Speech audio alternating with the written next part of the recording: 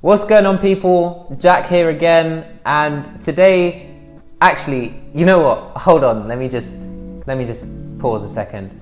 If you've seen the last few videos of me sitting here and talking in this jumper and you think I haven't changed or got showered in weeks, then you're wrong. I'm just shooting all my videos in the same day. I just wanted to be ahead of schedule because I know how inconsistent I am. So I thought the more ahead of schedule I am, the less chance I'm going to be inconsistent. So there you go. I'm not dirty, I'm just planning. But anyways, today's video is going to be the differences between UK barbers and American barbers. This has the potential to be a very controversial video, so any of my American barbers out there, I don't mean any offense as to what I'm going to say, and UK people, same goes to you in case I offend you. Let's start with the education. In the UK, as it stands right now, you do not need a qualification in order to cut men's hair. For whatever reason, they decided that you don't need to do that. You could literally just wake up one morning and go, I feel like cutting hair today, you know? That's it. You can just go into a shop and cut hair and it's all legal and safe and that's all good. As long as the shop has insurance, of course. And I feel like that's a very dangerous tactic that the UK are playing. I mean, you know, you're gonna have loads of people who aren't qualified just turn up and randomly start cutting hair, and it will bring down the standards of barbering in the UK. I believe that I saw this fact during lockdown that was, it takes more hours to train as a barber in America than it does to be a police officer. And that's a crazy stat if you weigh it up. You know, it shows that you really have to go to the extent to go and learn everything, and you really have to be passionate about it before you even start doing anything, because it just takes so much time in order to do so. On top of this, you actually need the qualification in order to cut hair. I don't know how they police it, but I'm pretty sure every single barber has a qualification in America. So in terms of education, the US definitely win this one because, I mean, no one even cares over here. So well done, America. Go you. You won the first thing. So the second difference that I noticed between American barbers and UK barbers, and this is one that may cause debate. I only have seen a very limited amount of American barbers who are very competent with scissors. I just think it's more of a UK thing to be good at cutting hair with scissors. There's been times I've watched Americans on YouTube cut hair with scissors and I've wanted to almost cry. But I'm not being horrible. It's just that the techniques used are very different to what they are over here. Of course, there are different types of barbers in the UK too. Some aren't as competent with scissors and some are. But I feel that the way in which UK barbers sort of are inclined are to be more hairdressers when it comes to scissors. So there's more sections, there's more planning behind it, there's more careful work. And I just feel as if when you see that scissor cut on top and it's all blow dried out, the UK standards are higher than the American ones. I would say that comes down to personal opinion as much as differences. I don't know if you guys agree or disagree, but definitely leave it in the comments below because it is open for debate. And I would love to hear some opinions on what people think of this one. So now on to our next one, which is American barbershops are a bit large, aren't they? Like very large.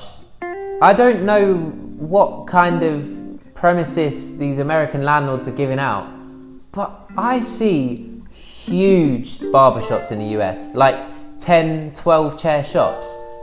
And I'm just confused because in the UK, if you have a really big shop, one, it's gonna cost you like an arm and a leg, first of all. And second of all, usually the most sort of populated barbershop I would see here would be like a 5 or 6 chair shop. And that is at a push, like a real push.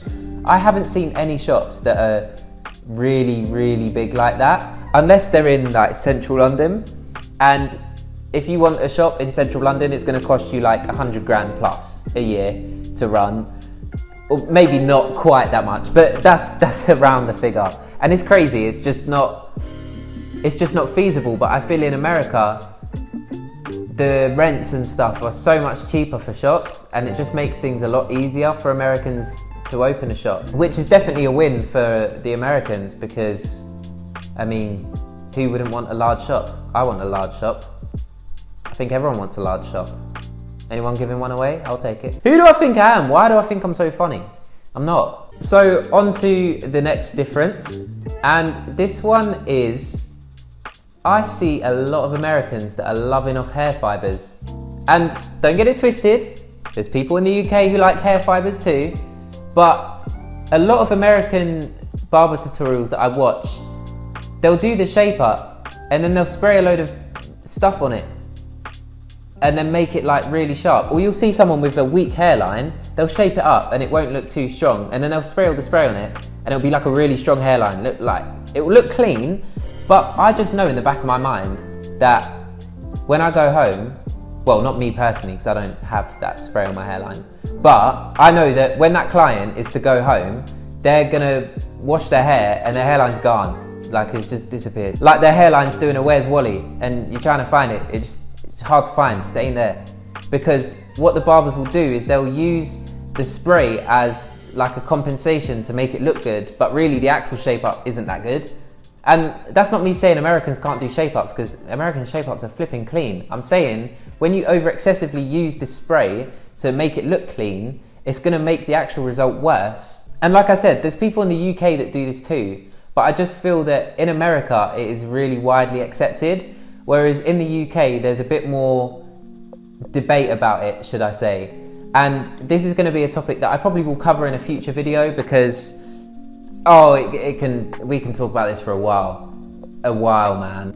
So I'm going to call this one a draw because I don't want to hurt anyone's feelings. But yeah, maybe lay off with the spray a little bit, people who use it, and just focus on your natural ability. I must sound like a real hater, innit? Nah, I need to pattern up. Nah, being honest is the best, isn't it? Honesty is the best policy, they say. So another difference, and this is quite a small one, is that Americans call their scissors shears. Bro, if you're in the UK and you say shears are a garden utensil, yeah?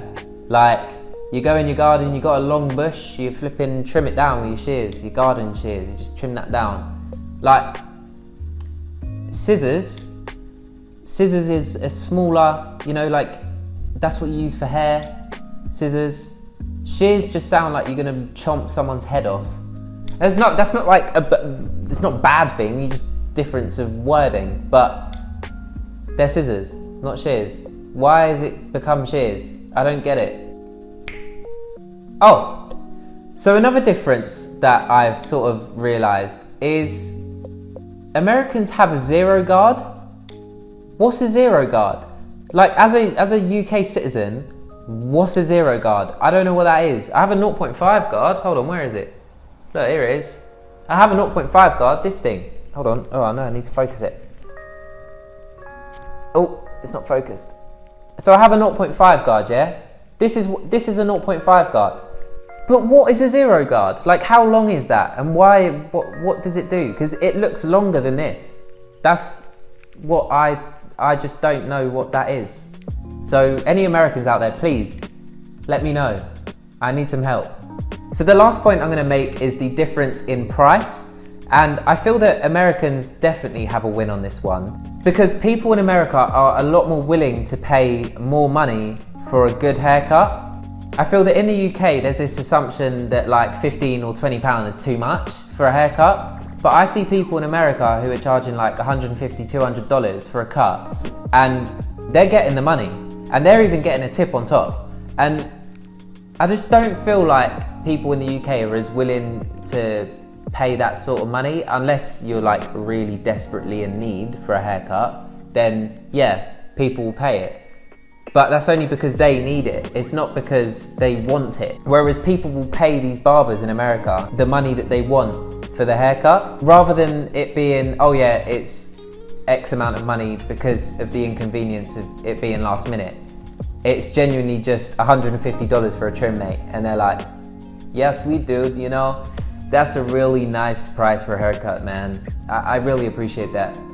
And it's just like, might have to fly over, Actually, I'm gonna fly now.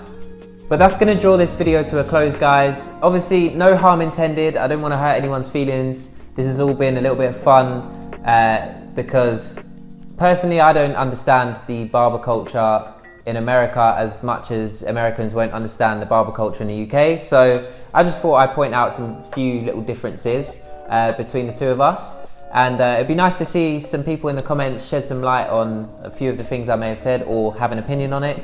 If you guys want to see a part 2 to this video, then let me know, because there's probably a lot more differences that I could think of. This has just been a spur of the moment, whatever's come to the top of my head sort of thing. But with that all said and done, I hope you guys have enjoyed this video, and I will speak to you all next time.